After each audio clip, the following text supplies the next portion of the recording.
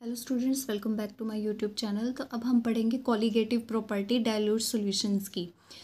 Dilute solution non volatile solute contain करते हैं जो कि कुछ सर्टेन करेक्टरिस्टिक या फिर प्रॉपर्टी शो करते हैं जो कि डिपेंड नहीं होती उसके नेचर ऑफ सोल्यूट पर किस पर डिपेंड करती है? Number of particles of solute पर डिपेंड करती है जो कि सोल्यूशन में प्रेजेंट होते हैं।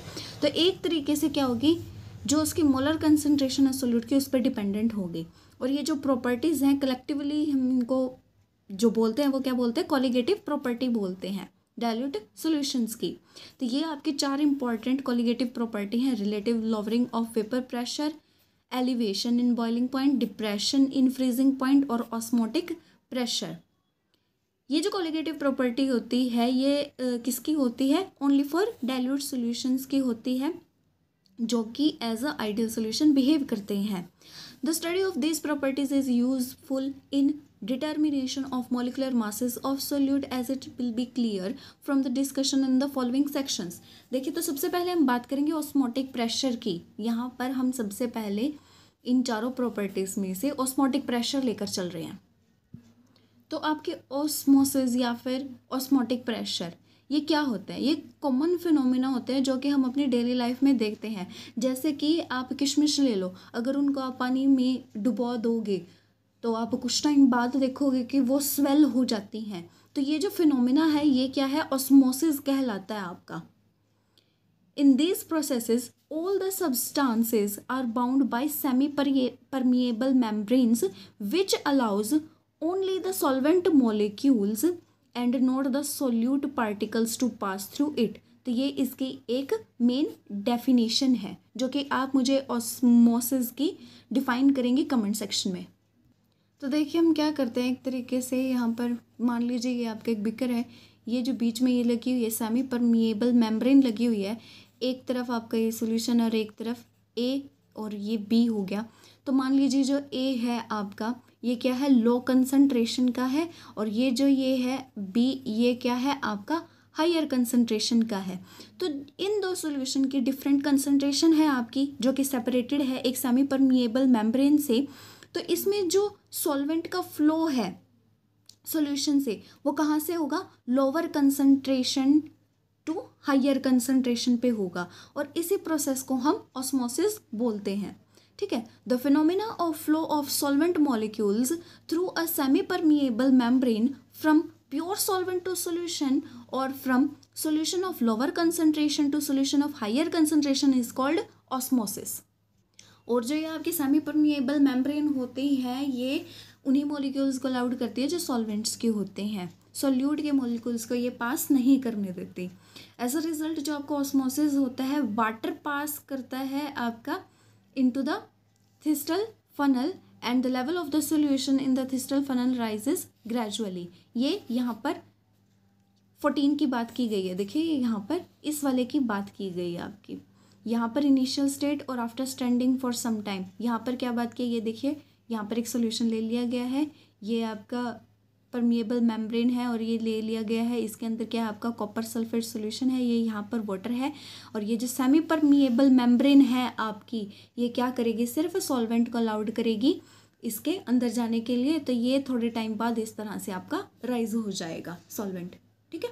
तो इस तरह से ऑस्मोसिस आपका काम करता है। अब हम बात करते हैं difference between osmosis and diffusion. तो देखिए आपका ऑस्मोसिस और डिफ्यूज़न में क्या डिफरेंसेस हैं।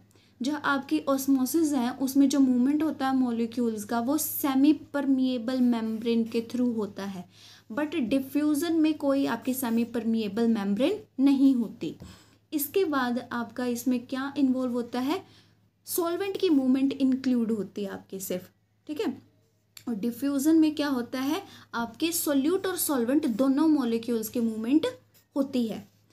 ऑस्मोसिस में आपके जो सॉल्वेंट मॉलिक्यूल्स होते हैं ये मूव करते हैं लोअर से हायर कंसंट्रेशन की तरफ, बट डिफ्यूज़न में आपका क्या है? ये क्या करते हैं? हायर कंसंट्रेशन से लोअर कंसंट्रेशन की तरफ मूव करते हैं।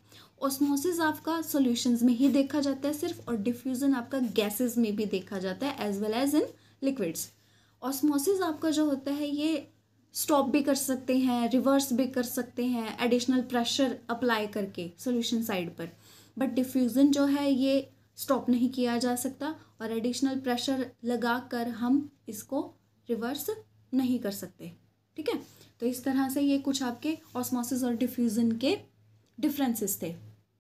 अब हम बात करते हैं आपकी सेमी परमिएबल मेम्ब्रेन की। ये क्या अलाउ करती है? ओनली सॉल्वेंट मॉलिक्यूल्स को पास थ्रू करने देती है, सोल्यूट पार्टिकल्स को ये पास नहीं करने देती।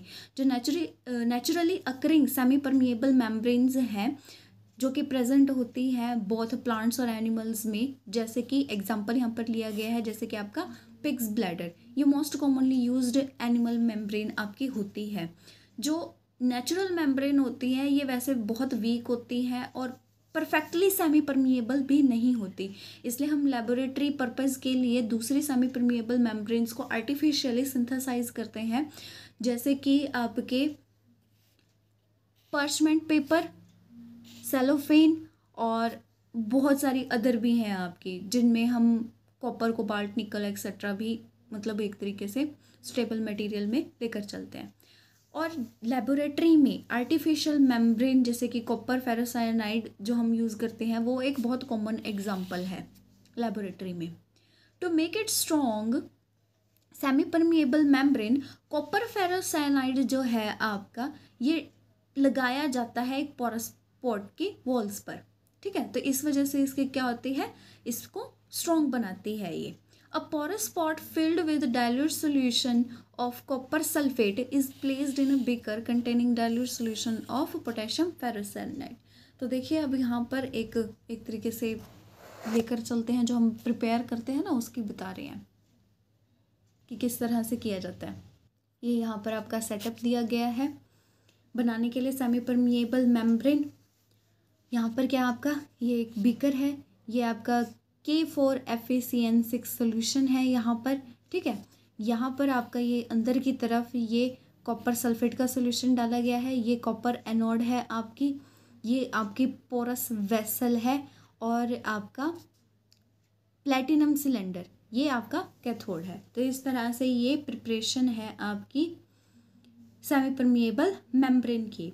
हम क्या करते हैं, इलेक्ट्रिक फील्ड अप्लाई करते हैं कॉपर को डिप करके, कॉपर इलेक्ट्रोड को डिप करके कॉपर सल्फेट सॉल्यूशन के अंदर, और क्या करेंगे, सिलेंड्रिकल जो आपका प्लैटिनम इलेक्ट्रोड है उसको बाहर रखेंगे पोरस वेसल के, जैसे कि आपको डायग्राम में दिखाया गया है। उसके बाद हम क्या करेंगे, जैसे ही करंट पास करेंगे जो आपके कॉपर टू पॉजिटिव आयंस होते हैं कॉपर सल्फेट सॉल्यूशन के अंदर, वो मूव करेंगे कैथोड पर, और आपके जो FeCN6 नेगेटिव आयंस हैं पोटेशियम फेरोसाइनाइड सॉल्यूशन से, वो कहाँ पर मूव करेंगे, एनोड पर मूव करेंगे। तो इस तरह से जो इनकी मूवमेंट होएगी कॉपर सॉल्यूशन कॉपर आयन की और फेरोसाइनाइड आयंस की, ये एक वॉल पर मीट करेंगे पोरस पॉट की, जहाँ पर ये क्या करेंगे, डिपॉजिट हो जाएंगे एक तरीके से। तो इस तरह से ये एक वॉल आपकी बन जाती है सेमी परमिएबल मेम्ब्रेन की। तो इस तरह से हमने ये चीज़ बना ली है। इसके बाद आपका आता है थ्योरीज ऑफ सेमी परमिएबिलिटी। इसमें आपके थ्योरी है सीव थ्योरी, सोल्युबिलिटी थ्योरी। सीव थ्योरी क्या है आपकी, ये छोटी छोटी सी थ्योरी हैं, ये आप एक बार खुद देखें, बिल्कुल थोड़ी थोड़ी सी हैं। सीव थ्योरी हो गई, सोल्युबिलिटी थ्योरी हो गई, और आपकी आगे आती है कैपिलरी थ्योरी और एड्जॉर्प्शन थ्योरी। तो ये वाली आप खुद पढ़ेंगे। इसके बाद आपका आता है ऑस्मोटिक प्रेशर। अब हम पढ़ेंगे ऑस्मोटिक प्रेशर। देखिए जैसे कि हमने पढ़ा है ऑस्मोसिस में आपका जो सॉल्वेंट मॉलिक्यूल्स होते हैं सॉल्यूशन के, वो लो कंसंट्रेशन से आपके हायर कंसंट्रेशन पर पास करते हैं, और ये एक्सपेरिमेंट हम आपका कर चुके हैं पिछले उसमें। तो इसमें क्या होता है, देखिए जैसे आपका सॉल्यूशन राइज करता है, ठीक है, तो ये यहाँ पर इनकी बात कर रहे हैं, देखिए ए की बात कर रहे हैं और यहाँ पर बी की बात कर रहे हैं। तो ये क्या है, यहाँ से फ्लो हो रहा है आपका, ठीक है, जो सॉल्वेंट है, ठीक है। तो यहाँ पर क्या होता है, एक ऐसा इक्विलिब्रियम स्टेट आता है जहाँ पर आपका जो इनकमिंग मॉलिक्यूल्स है सोल्यूट के सेमी परमिएबल मेम्ब्रेन से, और जो आपके आउटगोइंग है वो सेम हो जाते हैं, मतलब आपका एक इक्विलिब्रियम स्टेट आ जाती है मॉलिक्यूल्स के पास होने की सेमी परमिएबल मेम्ब्रेन से। जैसे जैसे आपका जो लेवल है सॉल्यूशन का, स्टेम एक फनल जो है आपकी, उसके स्टेम के अंदर जैसे जैसे आपका लेवल है वो राइज होता रहता है, उसके साथ साथ आपका एडिशनल हाइड्रोस्टैटिक प्रेशर भी एक्सर्ट होता है सॉल्यूशन के ऊपर। जो ये आपका हाइड्रोस्टैटिक प्रेशर है ये क्या करता है, ये अपोज करता है inflow of solvent into the funnel. इस तरीके से जो आपका लेवल है सॉल्यूशन का वो रुक जाता है राइज होने से आफ्टर सम कुछ टाइम आपके, तो वही आपका क्या आ जाता है, इक्विलिब्रियम रीच्ड हो जाता है, और जो आपका हाइड्रोस्टैटिक प्रेशर है लिक्विड का वो बैलेंस कर जाता है आपके सॉल्वेंट की टेंडेंसी से जो कि पास करे आपके मेम्ब्रेन से। ये जो स्टेट होता है इक्विलिब्रियम का, इसमें क्या होता है आपका जो नंबर ऑफ इनकमिंग मॉलिक्यूल्स हैं मेम्ब्रेन से सॉल्वेंट की तरफ से वो इक्वल हो जाता है to the number of solvent molecules going out from the solution. ठीक है, तो इस तरह से आपका जो एक्सेस हाइड्रोस्टैटिक प्रेशर है वो किसके इक्वल है, आपका HdG के इक्वल। यहाँ पर H क्या है, हाइट ऑफ सॉल्यूशन। ठीक है, जैसे कि आपको यह वाला डायग्राम देखना है आपको यहाँ पर, तो H क्या है, हाइट ऑफ सॉल्यूशन जितना आपका राइज होगा, और D आपका डेंसिटी ऑफ सॉल्यूशन। ठीक है, और अब जो हम यहाँ पर बात कर रहे हैं ना, वैसे वो जो बात है वो आपकी इस वाले की बात कर रहे हैं, जो आपके स्टेम की बात कर रहे हैं ना। देखिए यहाँ से इसमें जब पास होगा ये यहाँ से इसमें इस तरह से राइज करेगा, बट आफ्टर सब कुछ टाइम आपका इक्विलिब्रियम स्टेट आ जाएगा। इनकी बात कर रहे हैं हम। तो यहाँ से इस तरह से आपका ये जो प्रेशर होता है कॉल्यूम में आपके सॉल्यूशन में, उसको बोलते हैं हम osmotic pressure. The equilibrium hydrostatic pressure on the solution due to osmosis of the pure solvent into it is called hydrostatic pressure। और ये किससे डिनोट किया जाता है, आपका पाई से डिनोट किया जाता है। तो यहाँ से आपको ऑस्मोटिक प्रेशर किस तरह से मेज़र कर सकते हैं कि हम कुछ एक्सटर्नल प्रेशर अप्लाई करें सॉल्यूशन पे, सिर्फ इतना कि जो फ्लो है सॉल्वेंट का वो प्रिवेंट कर सकें हम सॉल्यूशन में जाने से। ठीक है, तो इस कॉन्सेप्ट को अंडरस्टैंड करने के लिए हमें यहाँ पर एक फिगर दी गई है, अब इसको देखेंगे हम। ये एक डेमोन्स्ट्रेशन है कॉन्सेप्ट का ऑस्मोटिक प्रेशर के। तो इसमें हमारे क्या है, दो वेसल कनेक्टेड हैं, एक सेमी परमिएबल मेम्ब्रेन से कंपार्टमेंट है जिसमें सॉल्वेंट आपका है fitted with narrow tube which act as flow indicator, और जो अदर कंपार्टमेंट है उसमें solution fitted with water tight frictionless piston. ठीक है, ये फ्रिक्शनलेस पिस्टन का हो गया, और ये आपका फ्लो इंडिकेटर वाला पार्ट हो गया।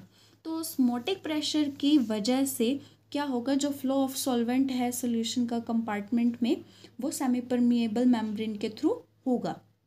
इसकी वजह से क्या होगा, जो पिस्टन है आपका सॉल्यूशन साइड में वो मूव करेगा अपवर्ड, और जो लेवल है ट्यूब का सॉल्वेंट साइड में वो नीचे जाएगा, वो फॉल कर जाएगा। ये डायग्राम में देखिए यहाँ पर क्या होगा, ये नीचे आ जाएगा अगर हम पिस्टन ये ऊपर करेंगे तो। ठीक है, तो ये जो फ्लो है ये क्या आ जाएगा, नीचे आ जाएगा, और सेमी परमिएबल मेम्ब्रेन के थ्रू आपका सॉल्वेंट फ्लो करेगा। तो एक सुटेबल प्रेशर अप्लाई करेंगे सॉल्यूशन के साइड में जो कि क्या कर सके आपका, there is no flow of solvent into the solution compartment, और जो आपका लेवल है वो कांस्टेंट हो सके। ठीक है, जो कि आपका कहाँ नज़र आएगा, इंडिकेटर फ्लो पर नज़र आएगा। तो इस तरह से यहाँ पर इस जो ये जो मिनिमम एक्सेस प्रेशर है आपका जो हम अप्लाई करते हैं सॉल्यूशन पे, ताकि आपका सॉल्वेंट सेमी परमिएबल मेम्ब्रेन से ना जा सके, उस प्रेशर को, उस मिनिमम एक्सेस प्रेशर को हम ऑस्मोटिक प्रेशर बोलते हैं, जो कि आपका यहाँ से हम अप्लाई कर रहे हैं। अब देखिए जैसे हमने यहाँ पर ऑस्मोटिक प्रेशर की बात करी इक्विलिब्रियम स्टेट आपकी लाने के लिए, ताकि हम जो सॉल्वेंट का फ्लो है सेमी परमिएबल मेम्ब्रेन से वो हम रोक सकें। ठीक है, तो अगर हम इस प्रेशर को ज़्यादा कर दें, अगर आपका ऑस्मोटिक प्रेशर हम ज़्यादा कर दें तो ये क्या होगा, आपका रिवर्स ऑस्मोसिस में चला जाएगा। तो देखिए रिवर्स ऑस्मोसिस यहाँ पर क्या बताया गया है, The process of movement of pure solvent through a semi-permeable membrane from solution to the pure solvent by applying excess pressure on solution side is called reverse osmosis. तो इस तरह से ये जो आपकी प्रोसेस थी ये रिवर्स ऑस्मोसिस कहलाती है. अब आपका आगे आता है isotonic, hypertonic and hypotonic solutions. अगर दो सॉल्यूशन में ले लो उनका जो ऑस्मोटिक प्रेशर है वो इक्वल होगा तो वो आइसोटोनिक सॉल्यूशंस हो गए आपके. अगर कोई दो सॉल्यूशन ले लो जिनके डिफरेंट ऑस्मोटिक प्रेशर हैं आपके सॉल्यूशन से और हायर ऑस्मोटिक प्रेशर हो तो वो क्या होगा, हाइपरटोनिक सॉल्यूशन हो गया. और आपका सॉल्यूशन जिनकी लोअर ऑस्मोटिक प्रेशर हो वो हाइपोटोनिक हो गया. तो चलिए अब आगे पढ़ेंगे लॉज ऑफ ऑस्मोटिक प्रेशर. इसमें हमने वॉन डे हॉफ ने स्टडी किया ऑस्मोटिक प्रेशर डाइल्यूट और आइडियल सॉल्यूशंस का और सजेस्ट किया कुछ सिमिलैरिटीज़ होती है प्रॉपर्टी ऑफ सॉल्यूशंस के, सॉल्यूशन और गैसेस के अंदर कुछ सिमिलैरिटीज़ होती हैं आपकी. तो एक्सपेरिमेंटल डाटा जो उसने शो किया उससे हमें पता लगा कि जो डाइल्यूट सॉल्यूशन है वो बिहेव करता है आइडियल गैस की तरह या फिर वेरियस गैस लॉज लाइक आपके बॉयल्स लॉ हो गए, चार्ल्स लॉ हो गए, वो एप्लीकेबल होते हैं डाइल्यूट सॉल्यूशन पे भी एज वेल.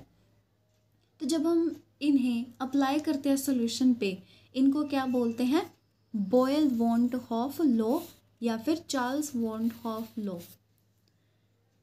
और ये एक तरीके से ऑस्मोटिक प्रेशर के लॉज हैं आपके. तो इनको ब्रीफली डिस्कस करते हैं. फर्स्ट आता है आपका Boyle's van't Hoff law जिसमें क्या बताया गया है, टेम्परेचर को हम कांस्टेंट रखें और जो ऑस्मोटिक प्रेशर आपका डाइल्यूट सॉल्यूशन का वो डायरेक्टली प्रोपोर्शनल होगा मोलर कंसंट्रेशन सॉल्यूशन के.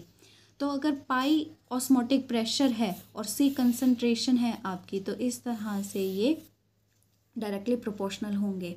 और अगर n moles of substance dissolve कर दूँ मैं v लीटर ऑफ सॉल्यूशन में तो इस तरह से ये आपका जो कंसंट्रेशन है वो किस तरह से आ जाएगी, n/v आ जाएगी. सिंस कंसंट्रेशन आपकी जो है इन्वर्सली प्रोपोर्शनल है वॉल्यूम से तो ये इस तरह से भी लिखी जा सकती है. अगर मैं आपका जो नंबर ऑफ मोल्स हैं वो 1 ले लूँ तो इक्वेशन 1 ये वाली और 2 ये वाली, इससे आपका क्या आ गया, जो पाई है आपका ऑस्मोटिक प्रेशर है ये वॉल्यूम के इन्वर्सली प्रोपोर्शनल है एट कांस्टेंट टेम्परेचर. तो यहाँ से क्या आ गया, pi v is equal to constant आ गया एट कांस्टेंट टेम्परेचर. तो ये इस तरीके से आपका Boyle's van't Hoff law यहाँ पर काम करता है. At constant temperature, the osmotic pressure of a dilute solution is inversely proportional to the volume of the solution containing 1 mole of solute dissolved in it. अब यहाँ से करते हैं हम Charles van't Hoff law. तो यहाँ से हमें क्या पता लगा, एक गिवन कंसंट्रेशन ऑफ सॉल्यूशन पे जो ऑस्मोटिक प्रेशर होता है वो डायरेक्टली प्रोपोर्शनल होता है एब्सोल्यूट टेम्परेचर के. तो मैथमेटिकली आपका पाई प्रोपोर्शनल है टी के. तो पाई बाई टी आपका कांस्टेंट होगा गिवन कंसंट्रेशन पे. तो यहाँ से आपका ये क्या आ गया, Charles van't Hoff law आ गया. आगे आता है आपका next van't Hoff law for dilute solution. ये लॉ आपका क्या बताता है, कंबाइंड इफेक्ट बताता है कंसंट्रेशन और टेम्परेचर का ऑस्मोटिक प्रेशर के ऊपर एक डाइल्यूट सॉल्यूशन के. तो अकॉर्डिंग टू अब आप अपने जो ऊपर जितने भी दिए गए थे वो सारे के सारे लॉ लिख लें.